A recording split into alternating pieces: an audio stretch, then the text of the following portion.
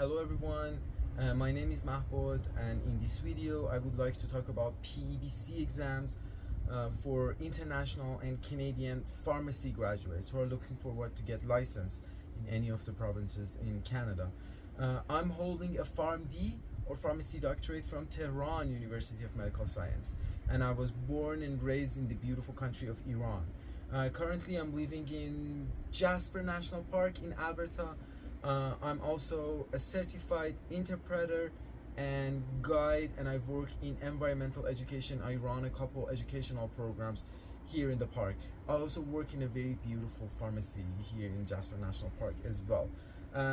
In these videos I would like to talk about all the three exams, evaluating exams or EE, and both parts of qualifying exam, MCQ and OSCE. I passed all the exams in 2024.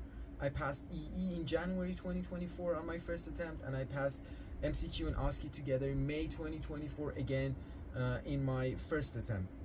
I am going to honestly tell you what I've done, what I studied, which courses I signed up for, which material I used, which resources I used, some tips and tricks, what to study, where to focus.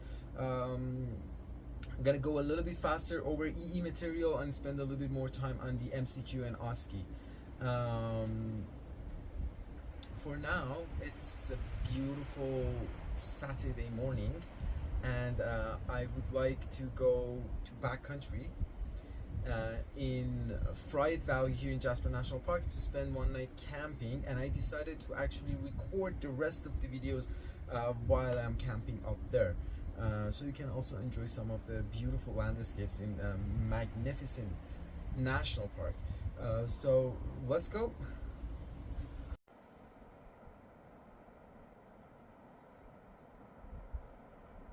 Alright, right now it's 4 p.m. I've done 11 kilometers biking, and on top of that 11 kilometers hiking, and I'm finally at my campground. I have my tent and everything, and I decided to continue on these beautiful spots. So if you got tired watching me while I'm talking, you can enjoy the landscape. Canadian Rockies are beautiful. Okay, I'm gonna start talking about EE. So as long as you're seeing this landscape in this video, that means I'm talking about the evaluating exam. So if you're already done with that, you can just, I will see you on the next stop. I will talk about the MCQ, or if you want to watch, you're welcome to watch. So for EE, as I mentioned, I started studying from September. That started with a phone call, with a video call with Dr. Misbah in pharmacy prep in August. I just had a video call with him, and I was very honest. I told him that I can't really start anytime earlier than September because I'm working 65 hours a week. And in September I will get off working and be part-time working, and I can start studying. And I told him about everything. I told him about that I'm planning to pass EE in January and MCQ and OSCE in May, right after that. He told me, you will ace it, so go for it. And I'm so thankful. I want you to know, please let go of the people who do not believe in you. At this specific time that you want to do this exam, try to have people around you that will encourage you. They kind of always telling you that you will make it, you can't do it, we know you. This is very important. Imagine you are in a fight with someone way bigger than you, and you also have a coach next to you. If that coach starts telling you that, yeah, you're doing amazing, try your best, but this guy is also huge, it's very big, good luck. This is not the mentor that you're looking for. You need a coach that's gonna tell you, yeah, you're gonna beat it. Doesn't matter how big is that, I'm quite sure you will do that, I'm quite sure you will pass that. You need these type of people. So as soon as I talked with Dr. Misbah and he told me that, I was like, okay, that's who I want to continue with. And I signed up for his course on pharmacy prep. It was an online course. I watched all the lectures, and I read all the notes, and September and October I was studying my first round of the study. Everything on, just focusing on Misbah's book. There is one for EE. There is one Pharmacological book, which is actually amazing. You're gonna use that book again and again in MCQ too. Dr. Misbah is an amazing teacher. It is very important. A good pharmacist is always a good teacher too, but he's exceptionally a good teacher. He's doing the hardest part, so he's gonna bring you back from all the years of gap between you and your studies. For some of us, it's pretty big. Might be 10 years, might be 20 years. He's trying to bring you back, making everything simple. Let's get straightforward from now on. There is no course that give you everything that you need for PEBC. There are things that are going to make it easier for you, but you are the main person. You are responsible to find your own material. So Misbah, like other courses, probably is not covering everything, but I believe is doing a very good job. So we all know EE has 4 different sections. Biomedical science, which that was the toughest part for me to study. Very bored. Biochemistry, anatomy, physiology. It is a very big topic, and Dr. Misbah is doing a good job on it. But you also need to remember, if there was something that you studied in university as in not in the course, you can go and kind of complete the course with extra material. Simply just search internet. Like if you can't find the structure of all the amino acids in Dr. Misbah's book, just go and find the structure somewhere else, but get to know which amino acid has the sulfur group. Things like that. Don't forget about your past education. Don't rely on one source of educational material. And pharmaceutical science, fish pharmacology is also a part of it. It is very important. But one thing that I remember Dr. Misbah told us very beginning of this course, and actually really I tried to follow exactly what he said. He said the ones who are good at pharmacology will do good at their exam too. And I took that serious. I read his pharmacology book twice. I was totally comfortable with all the mechanism of action of all the drugs. And patient care or pharmacy practice, which is almost 50% of your exam. And social, behavioral, administration, and probably management, that's also 10% of your exam as well. Get yourself comfortable with the blueprint provided in the PEBC exam. Don't wait for somebody to explain it for you. Don't wait for any course to bring all the material to you. Get yourself comfortable with the blueprint. Make sure you know everything about the blueprint. That should be on your desktop as a screenshot. That's what I did. I was opening it almost every day just to make sure, okay, pass. I'm good at this part. PEBC is giving you all the information, not what to read, what to follow. As I mentioned, by the end of October, I finished my first round. In November, I started my second round. I finished a little bit earlier than Dr. Misbah himself because I felt I need more time for review. So in November till December, I would say 15, I had my second round. So I went through all the notes again, and this time, whatever I remembered from the first round, all good. I read again, probably I'm not gonna forget. Whatever I forgot, or it was like the targets, the goals of therapy, the first lines, in infectious disease, the germs, the antibiotic covering those germs, these things are easy to run away from your mind. Those are good to take notes. Your notes should be simple and short. Should be only the things, the ones that you forgot and you want to have like a refresher. Till December 15, I was on my second round and writing down some notes for the exam, for the January 2024 exam. And what else I want to mention? By the end of November, I tried PEBC sample questions. that was a very revolutionary moment, because I just realized I'm not going to pass my exam with the way I studied things. Specifically, pharmacy practice, I couldn't answer most of the question. Although, at the end of November, when I tried the PEBC sample question, I did 64%. So the number you need to pass your evaluating exam is 60%. I was only 4% above that, and I was like, no, sorry, no, I'm not, this is not something that I can make sure I'm gonna pass. So it's changed the way that I'm gonna study. First thing that I've done, I felt like I need more pharmacy practice and patient care resources. So CTC was the main one, too expensive for me. I signed up for CTC, I used my 2-week trial. In that 2 week, all I did was just reading CTC, all the main topics like diabetes, hypertension, asthma, pain, things like that. And then I had to cancel because, well, I was not working and I was planning to not to work for the next exams as well, so I need to save some money. $1,000 for CTC was kind of expensive for me, but it was a cheaper option. It was Up to Date. So Up to Date has a monthly subscription, and you can actually send them your PEBC document evaluation and registration for the exam, and they would consider you as a student, and you can have the student fee, student rate, which I believe was less than $40 a month.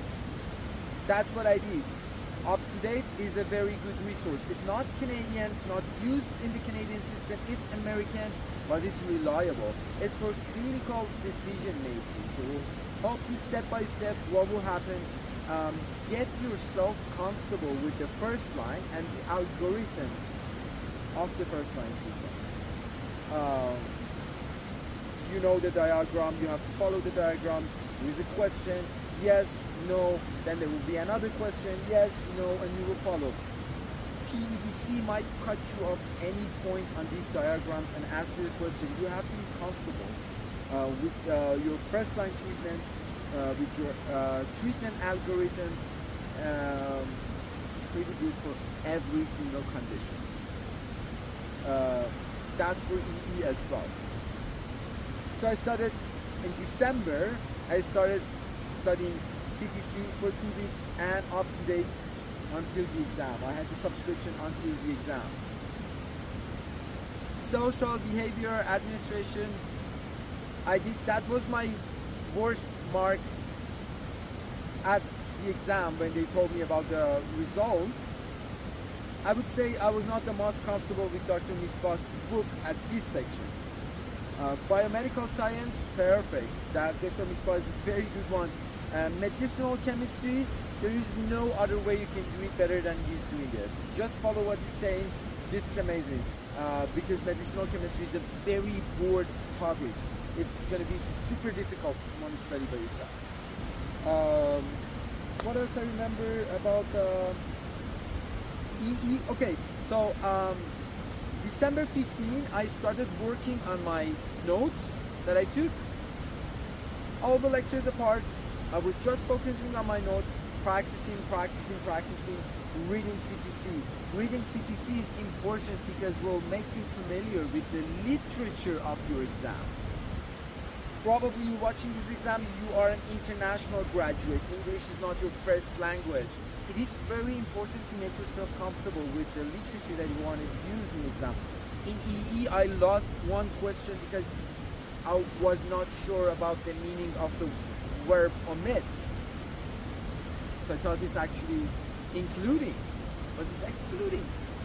As easy as that, you might use questions like that. And as more you read CTC, you will get more comfortable with the literature of your exam too. That's it. January 10, I had the exam from my home, remote proctoring. I encourage, if you can do that, do it. You are not stressed at your exam. I was very stressed being in the examination center, somebody check my stuff, sitting next to people that I don't want. when you have the remote proctoring, you have the chance to do the exam in the room that you studied for 4 months. Everything is the same. You're way more comfortable. I was wearing shorts when I did my exam. So I will encourage everyone, if you can do that, just make sure nobody gonna get into your room. Make the room as empty as you can. Make it easy for the proctor to go over everything for the security check. In the room that I had my exam, I made it ready a couple days before that. I had a mock chemo exam too to make sure everything is okay. It was only a bed, a table, a chair, and a laptop, nothing else. So my security check literally took a minute or 2 minutes for the proctor to go over everything. If you're doing it from home, then you have a chance to go to the washroom and come back if you need to use the washroom. It's a very long exam, and you have to do the security check again. Your time is going. I had enough time for me to go use the washroom and come back, and for the proctor to go over my room security all over again. That's how I did it. And for 2 weeks I was totally off, very depressed because I instantly started checking the question. Well, our brain is naturally remember the things that we were not very sure about it. So everything I was checking, I was like wrong, and I was not sure actually I'm gonna pass. But fortunately I passed easily on my first attempt. The results were out on February 5th. Next stop, I'm gonna start talking about MCQ and OSCE. I think that was everything that I did for EE. One more thing, I also take a look over some of the university notes that my colleagues in Jasper Metro Pharmacy they gave to me. Thank you so much, Tash. I'm not sure you're watching this video, probably not. You don't have to do the MCQ exams, but our pharmacist Tash gave me lots of her notes that she took during her university years on all the topics that helped me a lot too. If you know a pharmacist in Canada but is a Canadian graduate, please ask if they have any material to share with you. Those are super helpful because this system is designed to qualify. I mean, the EE is meant to make sure you study the same stuff that like the Canadian graduate. So it's really important to compare what you've studied, what you have studied, especially on the biomedical science and the pharmacy practice. Her notes helped me a lot on EE. That was another point that I forgot to talk about. See you on the next station. Enjoy the waterfall. Good morning, everyone. It's Sunday morning. I just left my campsite. I'm going to get up to that beautiful waterfall to see some more lakes. Let's talk about MCQ. As I mentioned, I've done the EE in January 2024. In February 5th, the results were out. But only 2 weeks after I done my EE exam, while I was planning for different scenarios, what if I pass, what if I fail, and the what if I pass plan, I started gathering all the resources that I need for the qualifying exam, means MCQ and OSCE.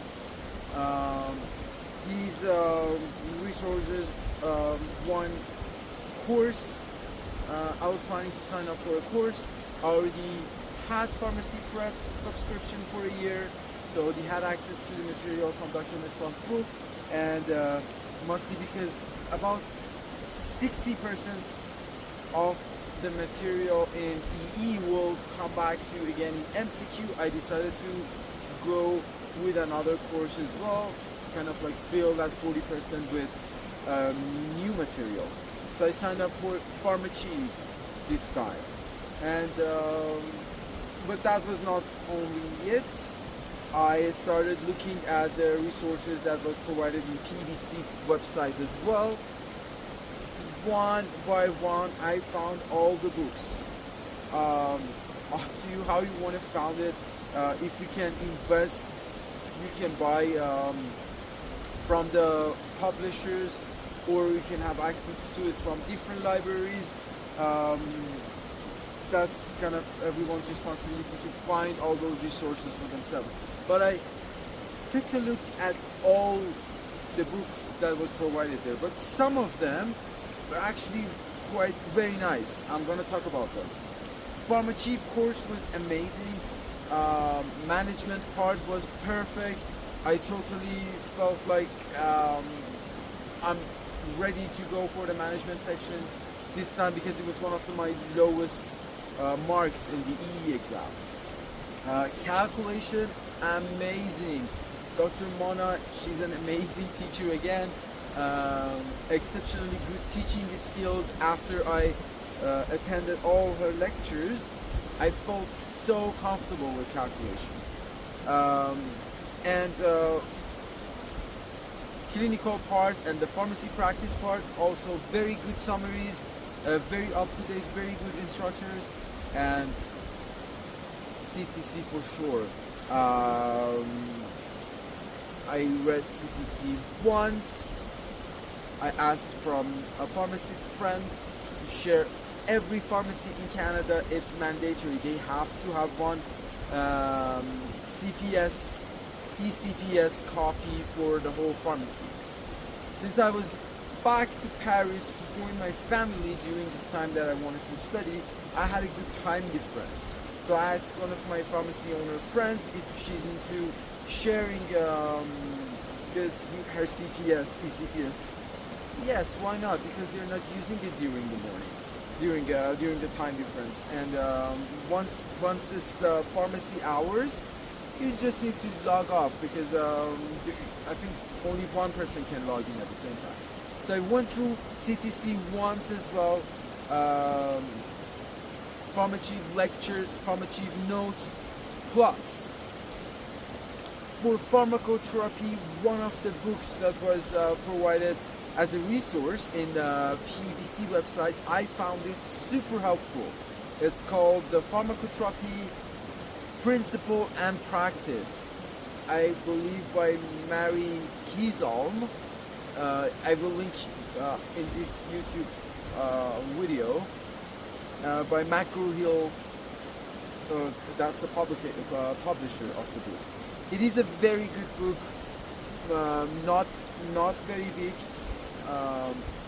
You can find every condition, very nice summary, very nice pathophysiology, but there are two different tables that I found them the most helpful one.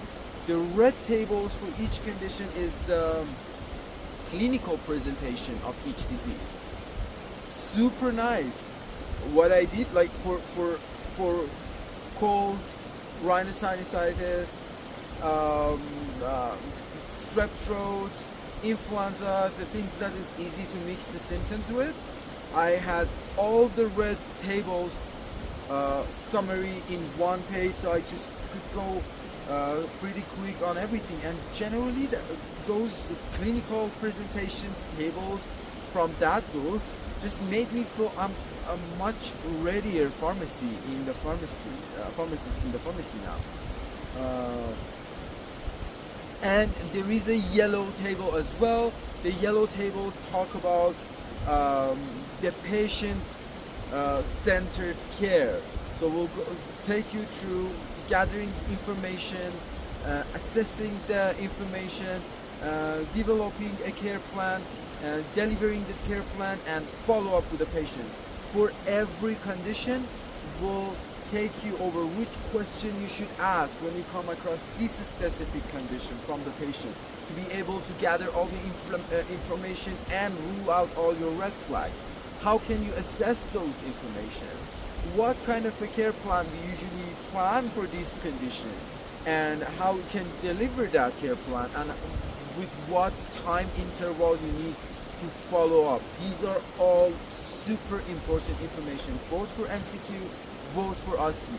Make yourself comfortable with every single condition. Go through pharmacy lectures, titles. They cover, I would say, 95%. There is still a 5% that you need to find out. Like I remember a part of the endocrinology was missed in their lectures. Even if you look at I'm not sure by the time you're watching this video it's going to be the same sample question or a different one, but if you check the sample questions on the PEBC website, you will find a question that is actually, you can find it. As I mentioned again, there is no complete course. All these courses are here to help you be faster, get there as quick as you can. But it is also your responsibility to go through all the resources provided by PEBC. At least to take a look. I will explain why. Even if you don't have time to study every part of it, have some idea, get yourself familiar with the literature. Should we study CTC at the same time? I did. I'm here to tell you what I did for the exam. I'm not sure if somebody is able to pass in the exam only with studying Pharmacological. I have no idea. I read CTC once when I was about to start my second round. One of my friends sent me a very nice summary of CTC. It was a PDF, was for 2020, something like 4 years ago, and it was amazing. So actually I went on my second round reading just that summary. That was super helpful. Otherwise I would run short on time if I wanted to go over CTC and pharmaceutical notes on my second round. So in the second round I went through this summary. You should be able to find this summary of CTC, which is actually a CTMA in it as well. It's a CTC CTMA, super helpful. Whoever wrote that summary, I couldn't find the name, but thank you so much. You've done a great job. Please help other people. If you passed any of these exams, be helpful. We all been there. We all know how much we need information to be able to pass this exam easier. So I really appreciate whoever has done that. Hours and hours of work, but amazing resource. The only difference, the only need you should keep eye on is, as for 2024, things has changed. So you should be also, at the same time, one of your eyes should be on the guideline. CTC or Pharmacological, perfect. Would say 95% of the time up to date, but still there might be something that you need to actually check the real guideline, the actual guideline on the internet. So plus all these material that I talked about, keep eye on the original guideline. Diabetes, hypertension, I would say what else? Diabetes, hypertension, asthma. These are the guidelines that you have to take a look at. Even for topics such as hepatitis C, no, not CTC, not pharmacology. When I was doing the exam, the treatment for hepatitis C can be very long. Liver cirrhosis, compensated liver, different condition, different cocktails of drug. It was so hard to remember, but I just told myself, okay, let's take a look at the actual guideline, the most up-to-date guideline too. And when I did, it was actually different. The guideline has changed. There is a couple drugs that actually work for all the conditions, so you don't really have to go over all those things again. So keep eye on that as well.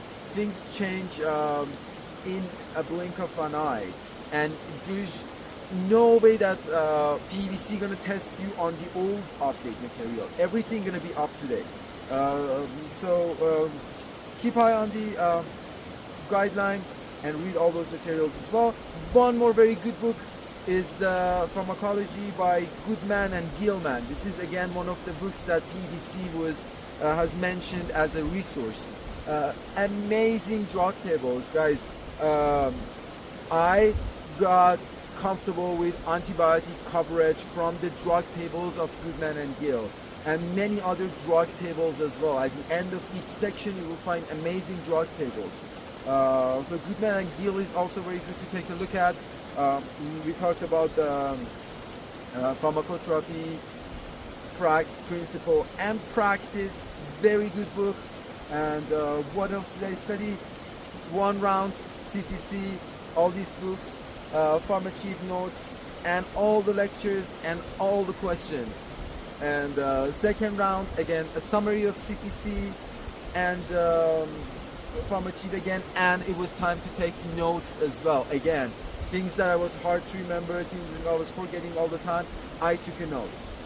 My first round was over in April 15, and my second round was over in May 15. I had my exam in May 28, so I only have a very short amount of time. I had OSCE in the middle, I had OSCE preparation, mock exam and course. So the third round was very intense to me. I would say don't take that 2 weeks off in February after your EE as well. Make it a week off if you really wanted to do it in such short period of time. But anyway, I went over my notes as well. I also made many flashcards. Again, e-flashcards on my cell phone. Very helpful, guys. The last 2 days, it's not a big number, but things like targets, things like lab numbers, what is the potassium level range in the blood, what is the sodium level range in the blood, what is the WBC range for different stage of C. diff infection. These are things that are easy to forget. So the last 2 days I was just going over my flashcards, just remembering those targets, those numbers, and those easy things to forget, all the infectious disease with all the germs and all the antibiotic coverage, all the required time for the antibiotic coverage, antibiotic treatments, 7 days, 5 days, 21 days, what are the different conditions. Super helpful. I had many questions of like that on my MCQ. So I definitely recommend some flashcards. Write those numbers. Flashcards should be you're in the bus, you're in the car, you're about to sleep. Go over those things again and again. What else can I say? Ethics with Pharmacological, amazing. Human Katirai, he delivered a pharmacoeconomy lecture that I'm so thankful, not because of the exam. I generally just really understand that concept, and please take these exams as one moment in your professional career that you can actually level up all your information, be a very knowledgeable pharmacist. That's what Canada wants from you. They train very knowledgeable pharmacists, and they want you to join this network with the same knowledge. So if you think a part of your knowledge is not equivalent to the Canadian graduates, bring it up. You want to be in the same network with them. I felt like that in biostatistics. I was very bad. I studied biostatistics good, for not just because of the MCQ, because I told myself I want to be that pharmacist to be able to talk about the articles. I want to, when I read an article, I want to know, is it a good evidence? Are the numbers making sense? I really wanted them, not just because of the exam in my professional pharmacy career. So I spent a good time. How much did I study? I planned for 1,000 hours for MCQ and OSCE, but I think I passed the 1,000 hours. I had only February, March, April, and May. As I mentioned, 2 weeks in January, I was just gathering all the information. So as soon as the February arrived, I was ready to go. No time to waste. Waking up in the morning, studying, 10 hours, 12 hours, 14 hours, doesn't matter. I have to finish what's on my list. Before that, I'm not going to go to bed. Did I have any days off? Yes, I had not a total day off, to be honest. I just realized after exam that I did not have a day off. But I had couple hours off here and there. But I was using my couple hours very wisely. I think April 20, I went to like a techno festival. Afterlife was in Paris, and I really wanted to go. And I told my mom, well, I mean, I think I need 5-6 hours off. And if I'm gonna have that 5-6 hours off, I prefer to be in electronic festival, because I think that's the best way. I went there, I think only for 4 hours. Just had a drink. I know, not very fun, but I had no time for hangover. and it was very fun. I went to music concert. I was having breakfast, drinks with my friends here and there. Whenever I needed that, I actually need this. This will improve my function. That was when I was taking the breaks. Was it difficult? It was one of the most difficult things that I've done in my life. The pressure was too much. So I know this is a very ideal timeline to pass everything, but also consider there is a lots of pressure. But I'm quite sure you guys all can make it. If you want to do it in 4 months, it's doable. If you want to do it in a longer period of time, probably easier, still doable. Just believe in yourself, make yourself ready, and make yourself thirsty for information. So you're gonna absorb all the information and review. When I was searching for the videos on YouTube, everyone saying like study everything twice. For me, twice was not enough, so I had to go twice, take notes, and go through the notes. So I would say 3 times, go over everything, things that are easy to forget, as many times as you need to be comfortable with them. Next station, I'm going to talk about OSCE, and if I remember anything else about MCQ, I will also continue that. Thank you.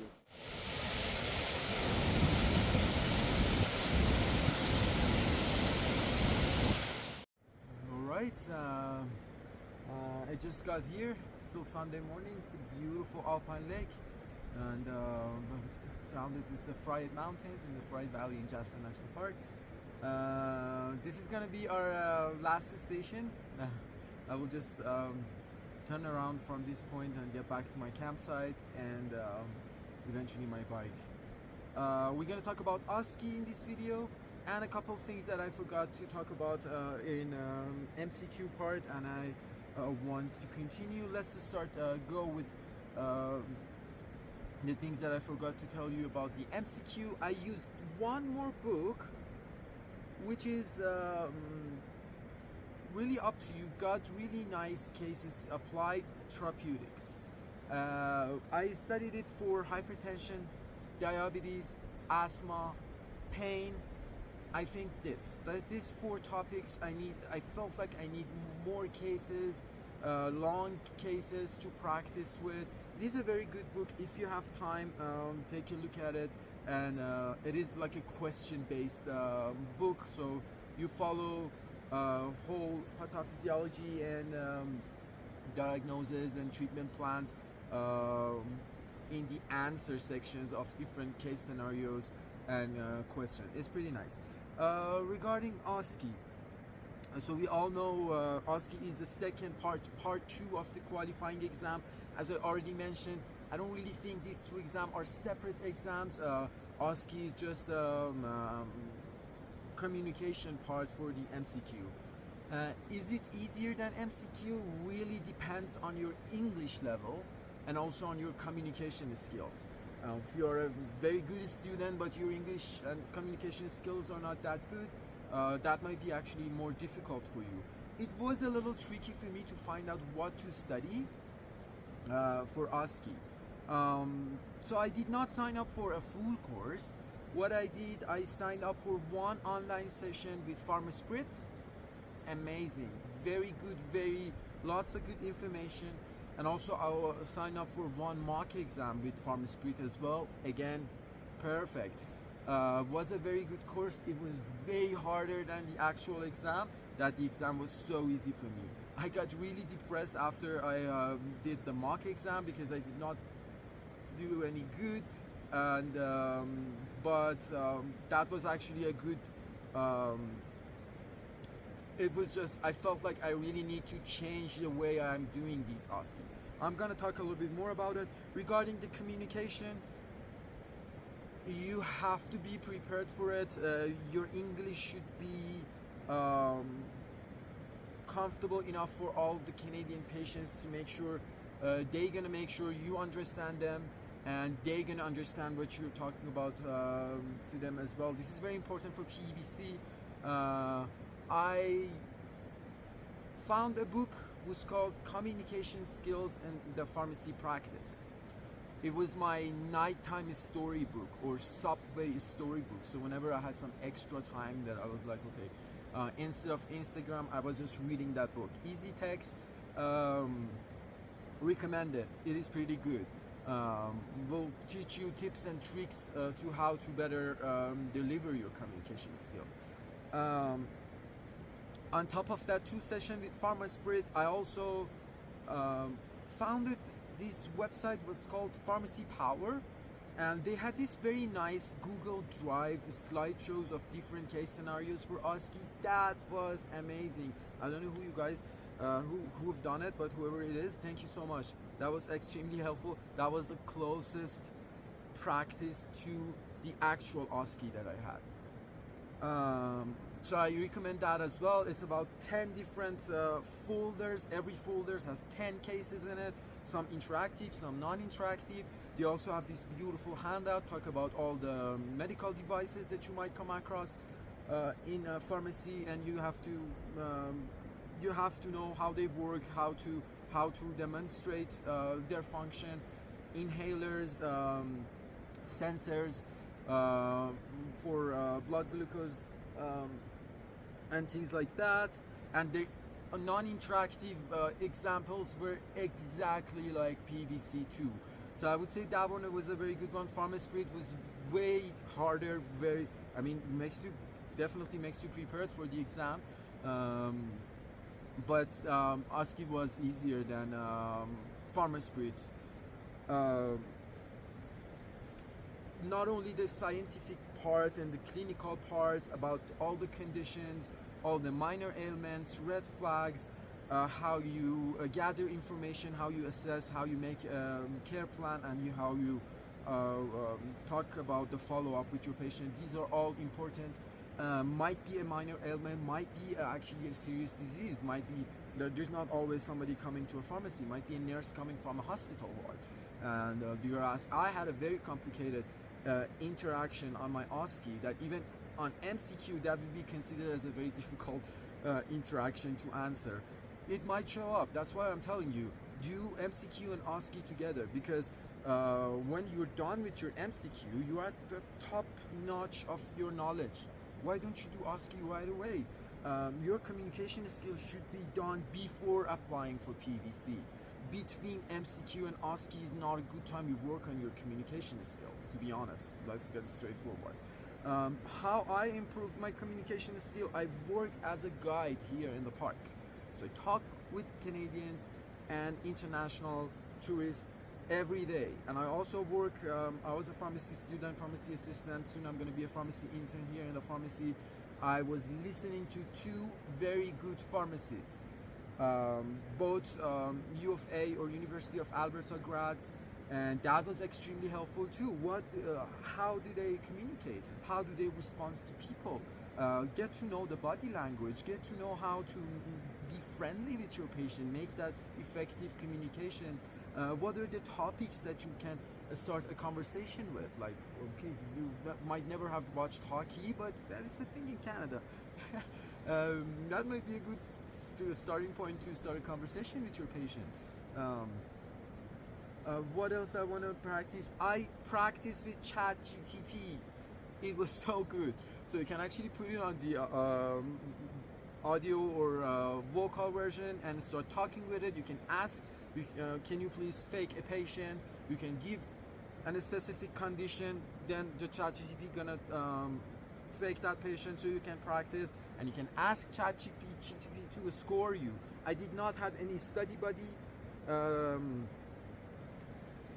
Not a great fan of it as well, because but if your study buddy is way worse than you and it just keeps encouraging you, wow, that you're great, and you're not actually great, you're both not doing very good, it is good.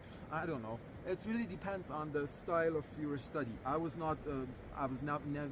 never been a group study person or something like that.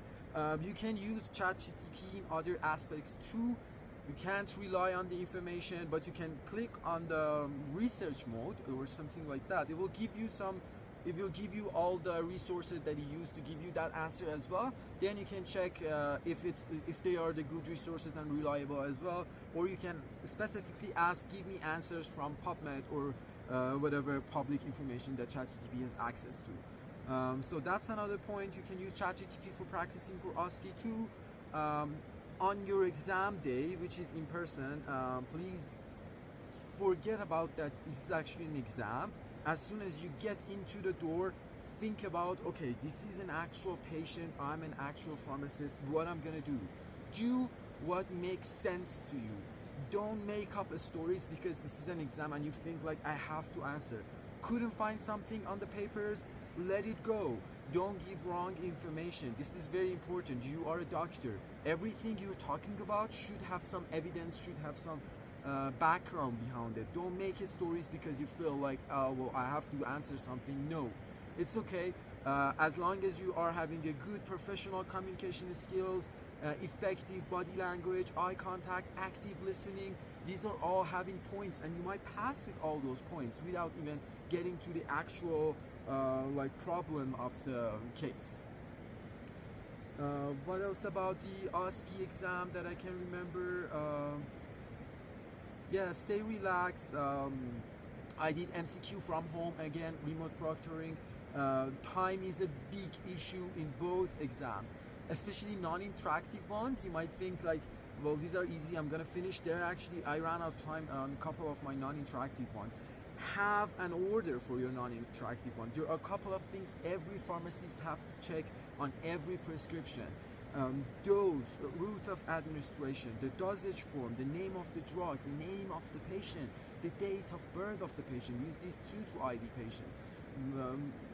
Might be name similarities. This happens in the pharmacy a lot. Name of a doctor. Make sure the doctor is authorized to prescribe that specific thing. Like, and there, I don't know, a podiatrist might not be able to prescribe some sort of drugs. A dentist might not be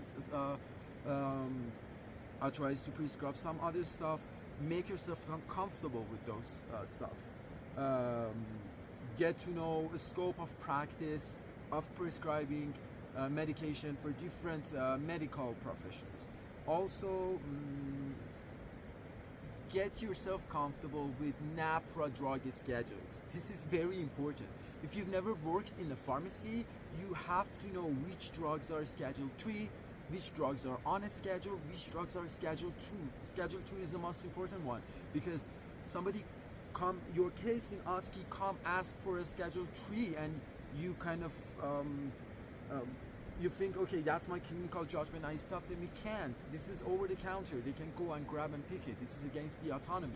But if something is Schedule 2, you have to act. You have to make your clinical judgment. Do I really want to give the drug or not? This is Schedule 2 because it needs your clinical judgment.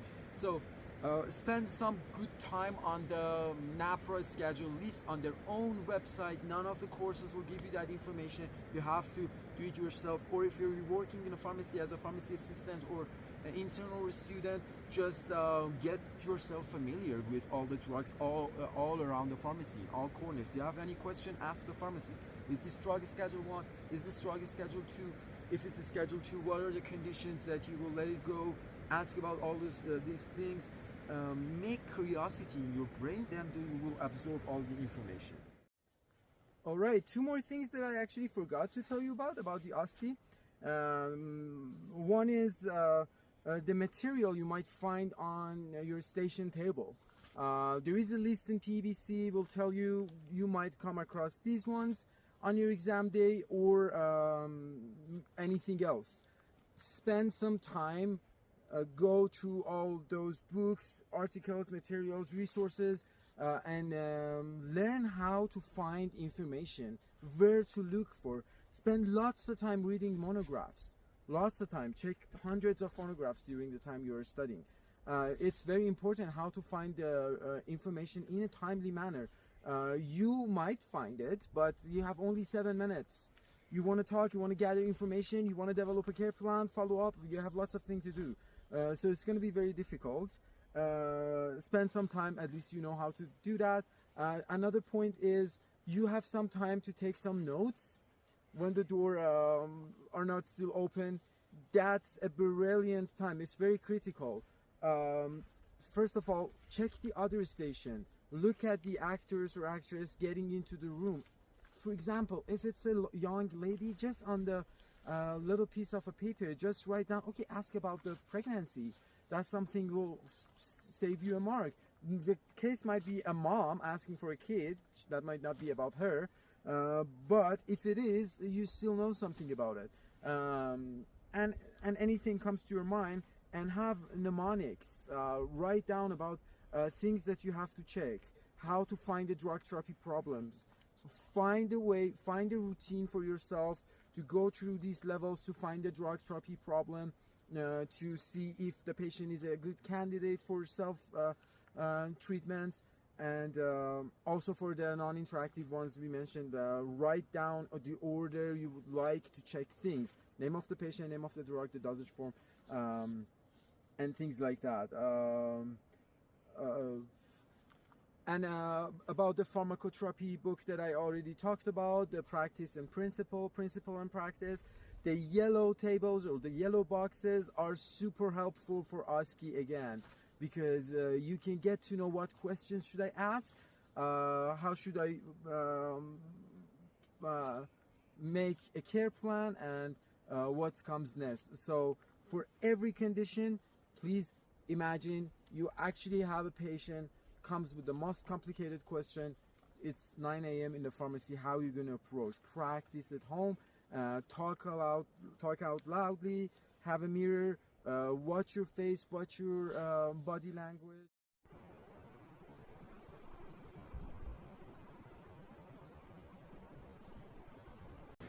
Just as a recommendation, challenge yourself once in a while. Practice challenging yourself for a bigger challenge like this PEBC exam that's coming your way. Right now I'm in the 40 kilometers.